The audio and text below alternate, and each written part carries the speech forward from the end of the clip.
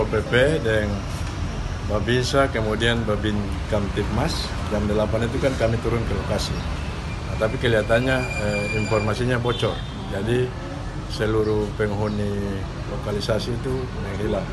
Nah, kami lalu berkoordinasi dengan RT setempat, sempat mendatangi rumah-rumah yang diidentifikasi ada kegiatan lokalisasi itu. Nah, tapi ternyata tidak ada.